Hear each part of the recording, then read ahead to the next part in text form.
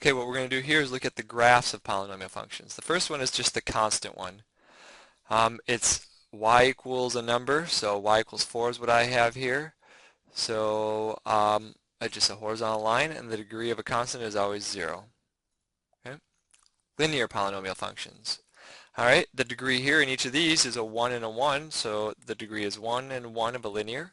How many turning points are there in each of these graphs? Well, none. There are no turning points. And now this is where it starts with the turning points are 1 less than the degree.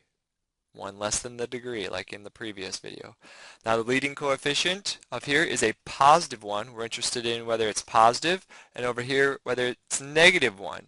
Now look at everything's the same except for the leading coefficients. And look what happens. Positive 1 starts down, ends up with an odd degree, and with an odd degree, if you have a leading coefficient of negative 1, it starts up and ends down. Now we'll see some patterns with that. Quadratic, degree 2. So I have the degree 2 of each of these. I have the turning point, 1 turning point, 1 turning point, and leading coefficient plus 1 and negative 1. Again, everything's the same. All the numbers are the same, you know. Granted, there's some negatives in here, but that makes it change like that. That's why this leading coefficient is negative. It makes the whole function change. Notice that positive starts up, ends up with an even now, and negative starts down and ends down with an even. Okay? On to a cubic. Degree 3, degree 3. Turning points, 1, 2 turning points. 1 less than that, 1, 2 turning points, 1 less than the degree.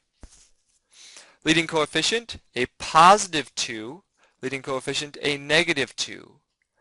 Again, look at what's the only difference is that positive and negative. So we start down with positive and we end up with a positive. With a negative leading coefficient, it starts up and ends up. Now we want to look back at the odd. Odd, degree 3, odd degree. Go back to a positive, go back to degree 1. Positive starts down, ends up. Negative starts up, ends down, right? So it's very similar to the degree 3. Starts down, ends up, starts up, ends down. Okay, degree 4 now. A quartic, degree 4, turning points, 3, leading coefficient, plus a half, minus a half. Again, we're interested in the starting. Look at, starts up, ends up. Go back up to the degree 2. Positive. Starts up, ends up. Negative leading coefficient, starts down, ends down. Go back to degree 2. Starts down, ends down. So you notice a pattern. Okay. Now we're back to 5. Quintic, that's odd again. 5th degree, 4 turning points, 4 turning points, leading coefficient a positive 1 and a negative 1. Now we're noticing the starting again. Odds always start down with a leading positive coefficient and they end up. They end opposite. Odd with a negative coefficient starts up and ends down. Just like degree 3 and just like degree 1. See, they're all starting and ending the same way based on whether the leading coefficient was positive or negative. The only difference is the turning points.